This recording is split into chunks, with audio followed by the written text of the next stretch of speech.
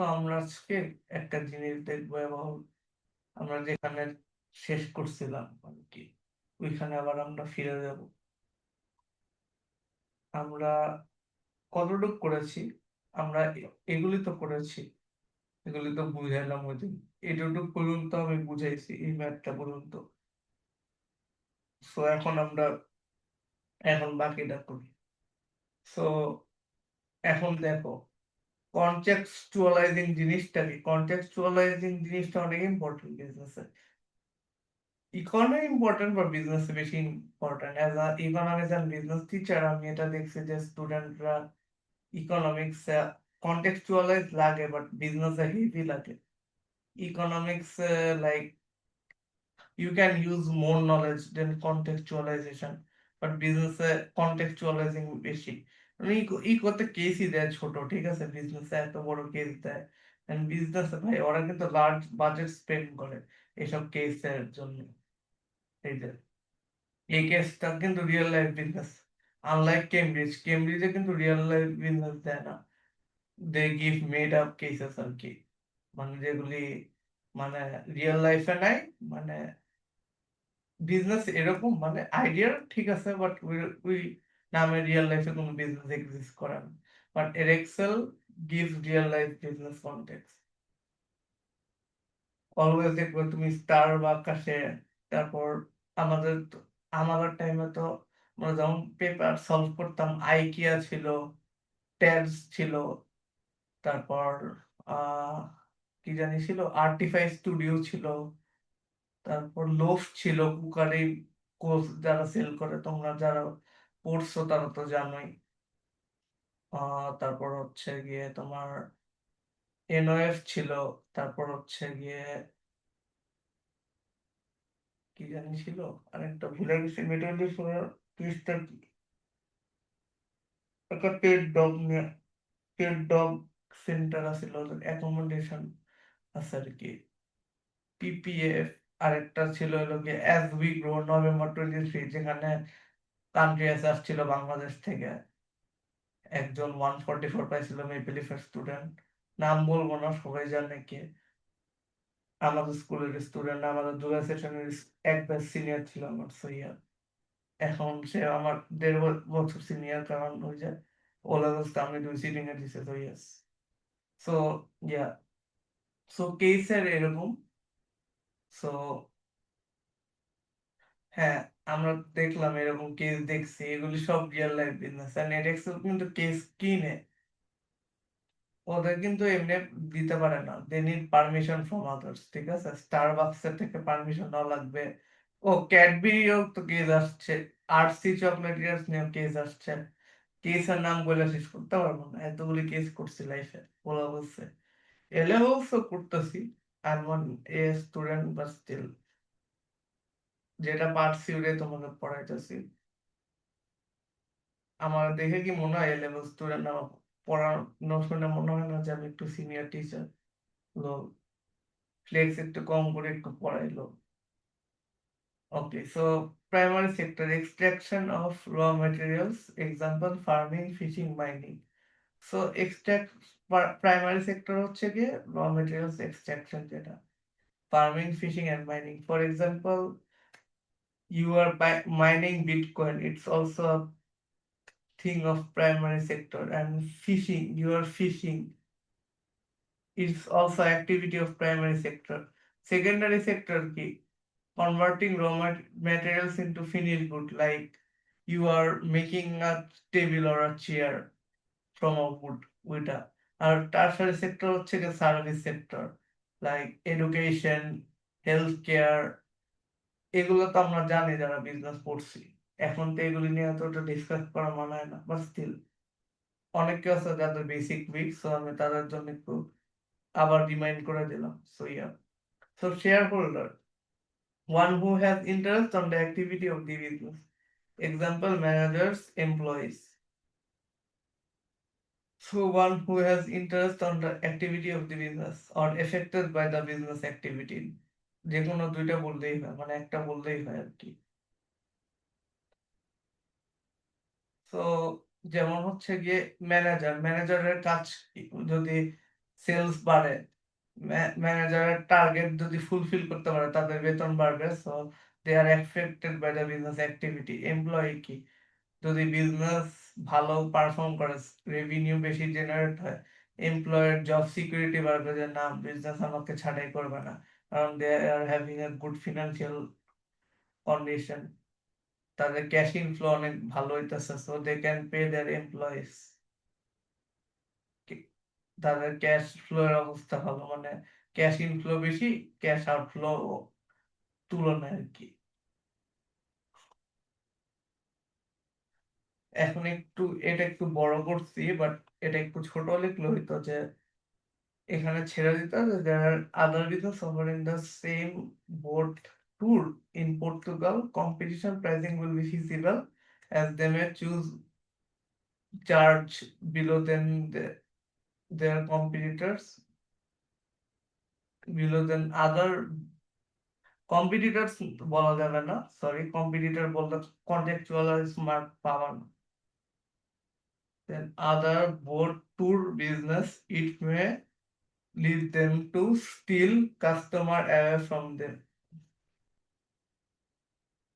মানে হচ্ছে গিয়ে তারা যদি কম কম প্রাইস চার্জ করে তাহলে হচ্ছে গিয়ে দে উইল গেট মোর মানে কম্পিটিটিভ অ্যাডভান্টেজ, কম্পিটিশন প্রাইসিং এ বা সিমিলার প্রাইস চার্জ করলো রাইভাল তাদের, মানে রাইভালের তুলনায়, রাইভাল এখানে বললো না, আমি এটা বোঝানোর জন্য বলতেছি, রাইভাল বললো যে you are wrong, it's not like that, but examiner mark দিবে না, context হইতেছে না এখানে, your point is right but you won't get marks, ঠিক আছে।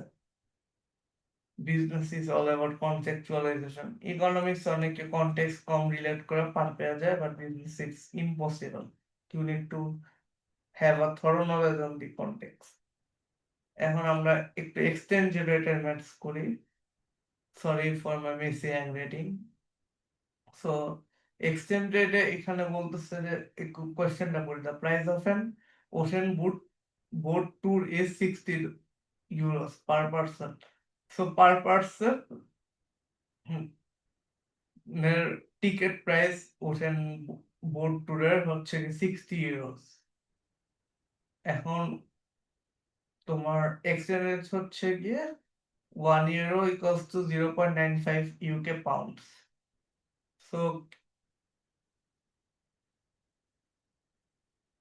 So price of a euro থেকে এখন পাউন্ডসে কনভার্ট করতে হবে। So let's do it. So আমরা এটাকে মাল্টিপ্লাই করলে হয়ে যাচ্ছে যে 60 into 0.95 equal to 57, so 57 pounds.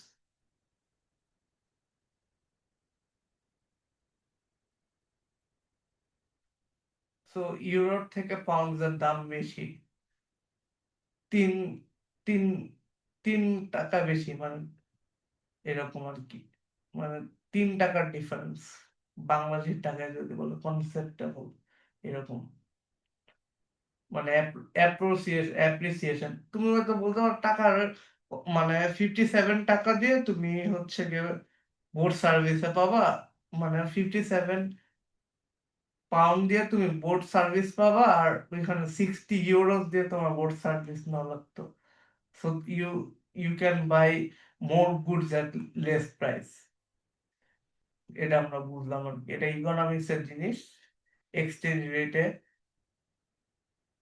আরো ডিটেলস আছে আর কি, মাথা ধরার টপিক গুলো। So explain one advantage to an individual of being a stakeholder.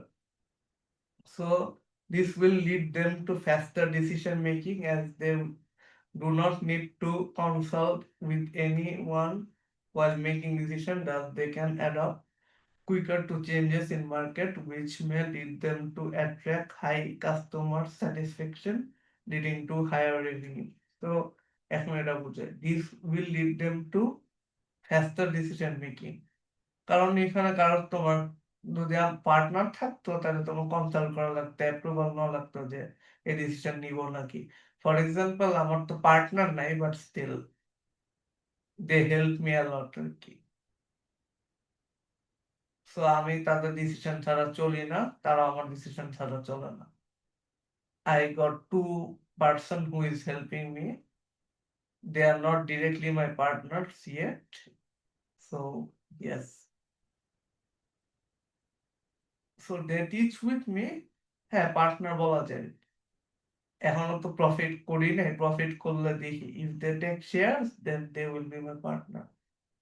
They are my sisters for now on, that I can say, এটা বলতে পারি।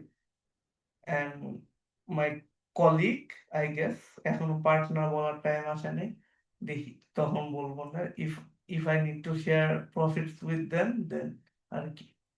সো যেটা বলতেছি যে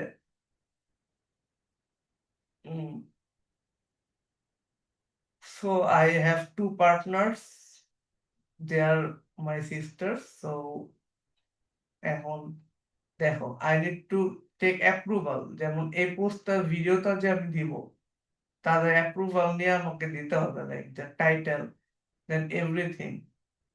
তখন আমার যদি হচ্ছে কি আমি নিজে চালাইতাম এটা, যদিও দেয়ার আর ড্রব্যাকস, আমার অনেক কষ্ট করা লাগতো, আমার এত কষ্ট করা লাগতেছে না এখন, বাট স্টিল আমার এখন তো কারোর সাথে কনসাল্ট করা লাগতো না, হুট করে একটা ভিডিও দিয়ে দিতাম উইদাউট মানে, বাট স্টিল তারা যেহেতু আছে, আমার তাদের সাথে কনসাল্ট করা লাগতেছে। সো ভিডিও আসতেও টাইম লাগতেছে, আবার টাইটেলও চেঞ্জ হইতেছে। সো এটা একটু স্লোয়ার ডিসিশন মেকিং এর দিকে চলে যাচ্ছে। But as a sole creator, আমি যদি সোল ক্রিয়েটার হইতাম, আমার তো কারোর সাথে কনসাল্ট করা লাগতো না। এটা নেগেটিভলি নিও না কেউ, আমি এমনি বললাম অ্যাজ আ বিজনেস কন্টেক্সট। ভাই, eye care about my partners a lot and I really love them and respect them. They are like my older sisters and they are my older sisters. So yeah, please don't take it otherwise. আমি বিজনেসের কনটেক্সটে বোঝানোর জন্য বলতেছি। এইভাবে আমার mentor আমাকে বুঝাইছিল। So এভাবে আমি বুঝাইলাম যে how the decision making will affect you, ঠিক আছে। সো তখন আমার এত প্যারা থাকতো না যে কে কি বলবে আমার ডিসিশনে। হুট করে একটা পোস্ট দিয়ে দিলাম উইদাউট এনি অ্যাপ্রুভাল। এখন কিন্তু আমি এটা পারবো না। আর আর আই ফিল হ্যাপি যে আমি পারবো না, কারণ তারা আমার থেকে বেটার। ব্রডকাস্ট দেখলাম যে তোমার ওনার থেকে যদি এমপ্লয়িজরা হচ্ছে গিয়ে বেটার হয় বা পার্টনার্সরা বেটার হয়, তাহলে বিজনেস ভালো হয়। যেমন আমি ফাউন্ডার, আমি এই ইনস্টিটিউশনের ফাউন্ডার, তারা পড়া জয়েন করছে, বাট তাদের এক্সপার্টাইজ আমার থেকে বেশি। So I am learning many things from them and I'm having a really good bondings with them. So yes, so it's feasible to do business with them. So yeah, but এখানে soul ট্রেডারে আমি focus করতে চাইতেছি। তোমার পার্টনারশিপের ডিস্টিংশনটা এমনি এই কারণে বুঝাইলাম যে examiner এসব আর্গুমেন্ট পছন্দ করে, ঠিক আছে, অ্যান্সারসে। ও লেভেলস কিন্তু ভাই জাস্ট মুখস্থ করে লেখা না, O levels is how you are convincing your examiner যে তুমি বুঝতেছো, এটা তুমি জাস্ট মুখস্থ করে আসো না এখানে। দে ওয়ান্ট টু সি তুমি কতটুকু আন্ডারস্ট্যান্ডিং তোমার। এক্সামিনার ভাই অনেক কষ্ট করে পড়ে তোমার script. They get really highly paid and get they want you to do your best to, মানে আন্তাজি লিখে দিলাম, মুখস্থ করে আসছি, নোটস ডাজন্ট কাউন্ট। তুমি নোটস মুখস্থ করলে সব চেঞ্জ অফ রিজনিং আমি যেগুলো দেখাইতেছি কখনোই বুঝবা না, বা এরকম অ্যান্সার কখনোই লিখতে পারবো না unless you relate with your business or real life business, ঠিক আছে। সো আমার কারোর সাথে কনসাল্ট করা লাগতেছে না। ফর এক্সাম্পল আমি সোল ট্রেডার, এখন বাদ দাও যে আমার দুইজন পার্টনার আছে, ফর নাও এটা বাদ দাও, ফর নাও এটা ভ্যারিয়েবল রাখো। while making decision thus they can adapt quicker to changes in market. So মার্কেটে খুব তাড়াতাড়ি চেঞ্জ আসলো, যেমন হচ্ছে কি কাস্টমার প্রেফারেন্স চেঞ্জ হইতেছে। যেমন ফর এক্সাম্পল এখন মানুষ চায় হচ্ছে কি হোয়াইট বোর্ড স্মার্ট বোর্ড দিয়ে পড়াবে, আর আমি পড়াইতেছি প্রজেক্টর দিয়ে আর আইপ্যাড দিয়ে। আমার পার্টনাররা বলতেছে না, এখনই দরকার নেই, কেনার দরকার নেই, স্মার্ট বোর্ড কিনো না। এখন তো আমি তারাও তো কিছু মানে আমার সাথে আছে, আমাকে হেল্প করতেছে, আমি তো তাদের কথা ফেলতে পারবো না। বাট যখন আমি সোল ট্রেডার হইতাম, আমি কিন্তু ঠক করে একটা 6 লাখ টাকা দিয়ে ইনভেস্ট করে করতে পারতাম। ফর এক্সাম্পল, আমি এত বড় লোক না, বাট আমি বলতেছি ফর কন্টেক্সচুয়ালাইজিং। সো পার্টনার থাকলে অটোনমিটা কম থাকে, দেন মানে ইন্ডিপেন্ডেন্সটা কম থাকে তুলনায়। এটা সবাই জানে, এটা একটা ম্যাসিভ পয়েন্ট। এই কারণে অনেকে পার্টনারশিপে বিজনেস করতে চায় না। বাট আলহামদুলিল্লাহ, depends upon the partner. Partner friendly হইলে ভালো আর কি। আমার পার্টনার গুলো অনেক friendly, they help me a lot, business পার্টনাররা। আমি ওদের সুন্দর মতন ভিডিও সাবমিট করে দিই লেসনে, they help me to do this tasks really efficiently. And হ্যাঁ, they R more skill than me. ঠিক আছে ভাই, ফ্রিতে উইজডম দিতেছি, পেড কোর্সেও জয়েন করা চাই। তো thank you, that was the video.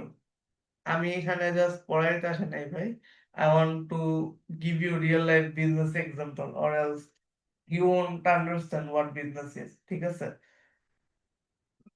So yeah, আজকে এতটুকুই থাক। আসসালামু আলাইকুম ওয়া রাহমাতুল্লাহি ওয়া বারাকাতুহু।